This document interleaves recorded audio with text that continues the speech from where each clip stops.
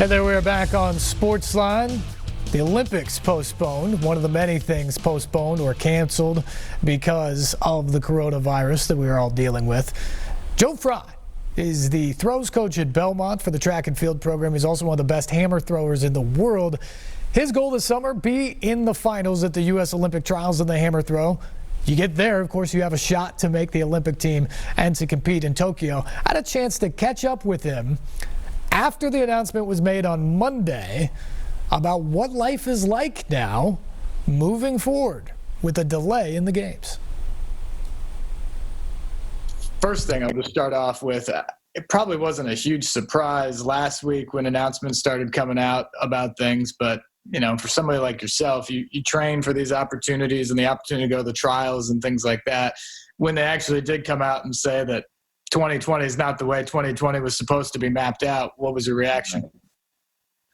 To be honest, it was a bit heartbreaking. And not only for me, but for a couple other people who were in my position who were thinking, okay, this is going to be a really good way to end my career, like give it everything I've got, put it all on the line. We can retire after this year. Like not, you know, it's a little bit of a give and take when you say looking forward to retirement. You know, it's not like you're waiting to get out of the sport, but at some point you have to end. And so it'd be really nice if you could end on your own terms. And that's what I was looking for. And so you've got these things like, man, you start to make plans for what the fall looks like. And, well, maybe I'll start playing basketball again. You know, I'll go from 285 pounds to maybe 235, 245 pounds, walk around a little easier. All these little surgeries and injuries that you just kind of postpone because getting them done and recovering from those is going to take longer. And, you know, you start thinking about that, and all of a sudden it's like, well, we're not going to do the Olympics this year. And once things started to roll towards that direction, you start legitimate depressions just starts hitting you when you look at this 14, 15-year career, and it's all of a sudden like you just trained 3.5 years and you're not going to be able to put it on the line like you wanted to, and you've got to wait another year to do so.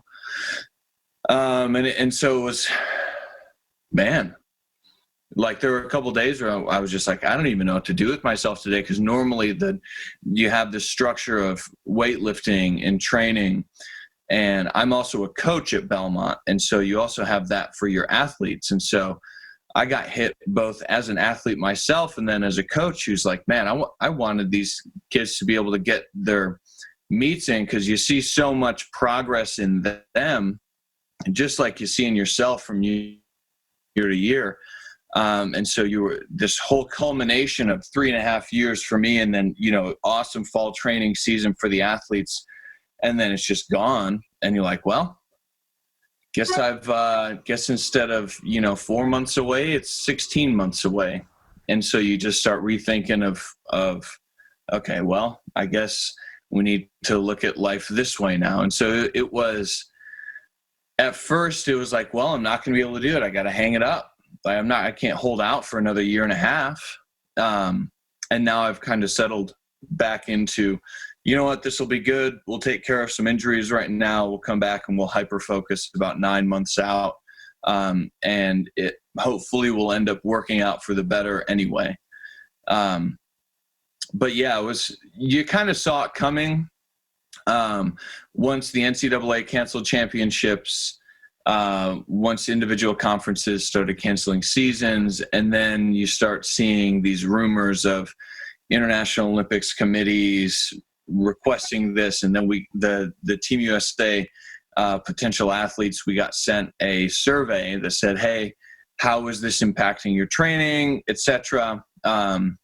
And then about a couple of days later, the United States had said, hey, we recommend that we postpone these. And then they ended up obviously postponing them. And so kind of that order of events, you kind of saw the writing on the wall a little bit ahead of time.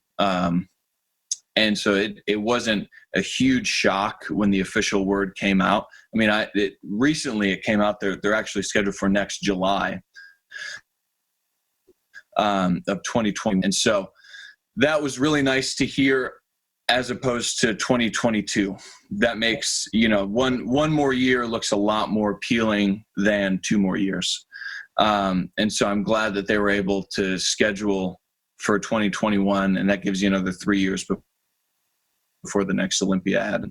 So spacing wise, it's not too bad, but it's like anything, you spend all this time practicing, you want to go perform, put it on the line, your body's feeling really good, the stars are starting to align, and then all of a sudden your stage gets ripped away and you said, all right, we're going to postpone this for a little bit. So, definitely like a big deal for us athletes to go through, but as it's starting to shake out, it's definitely for the best. I'm glad that they were postponed. Nobody wants to compete against other elite athletes who haven't been able to train up to their highest potential because of limitations due to this. Yeah. So, Joe, let me ask you this. I know you're the throws coach at Belmont and all that. Sure. Competed in various different things. What are the events that you were going to the trials for? Where are you currently ranked? What were your hopes in specific events for this summer? Yeah, so the goal was to qualify for the Olympic trials, which I did in 2016. And I've been hovering at around the 68 in the hammer throw. Sorry, so that's the event, the hammer throw. And I had been hovering around the 68, 69 meter mark for the last 2 or 3 years. And so my goals were to break the 70 meter mark, which is kind of like, in the throws world, it's like 1,000-point club in basketball, or, whatever analogy you want to put on it. But it's some level of legitimacy as an athlete that very few hammer throwers do. And so my goal was to hit 70 meters and to make the Olympic trials. And I have a feeling if the plan was, if I was in shape to hit 70 meters, then I would have also made an Olympic trials final. Now, you never know from year to year. Some years are better, some years are worse, some years it's raining, some years it's sunny. And so you never know the actual day of, but I would have given myself a better chance of making the finals at the Olympic trials. I didn't have specific aspirations to go to the Olympics in Japan, because the way that my training has been structured is even though I'm an elite athlete and a professional athlete, I'm not a full-time athlete, meaning I'm a full-time coach, and then I'm an elite professional athlete on the side.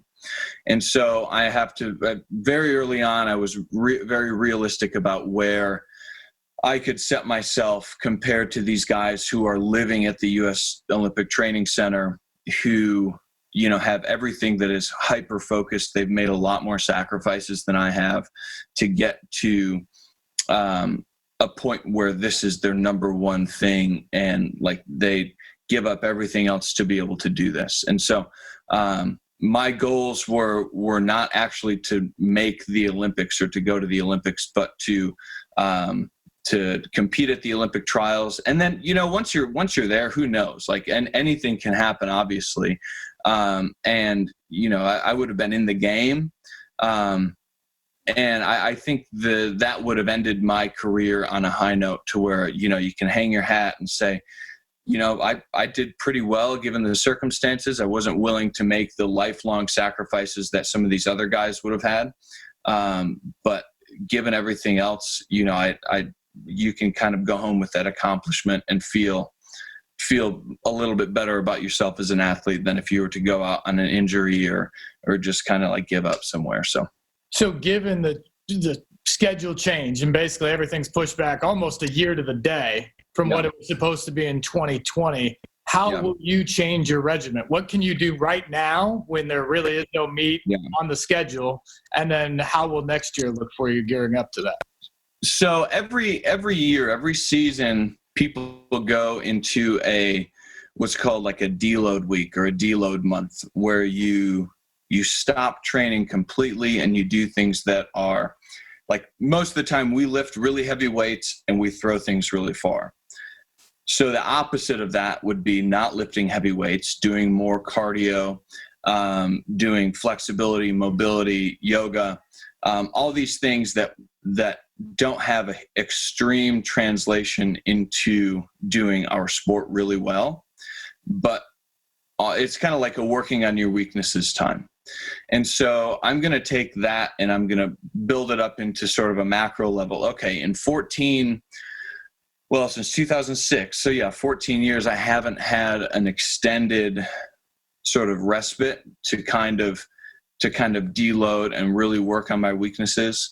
And so my goal is for probably 3 to 4 months to take this time to get my knees healthy, to get my back healthy, to try to get the little mobility and flexibility that I can in different joints around my body to open up a little bit, so that when I come back and put myself back in training, I'm a little bit healthier than when I started, and I hopefully can increase my base so that I can raise my ceiling a little bit more next spring. And so it's definitely take a step back, work on different aspects of your game. You don't need to train really, really hard with really high intensity right now, but more of a focus on different parts of the sport that you don't normally get a chance to do long term.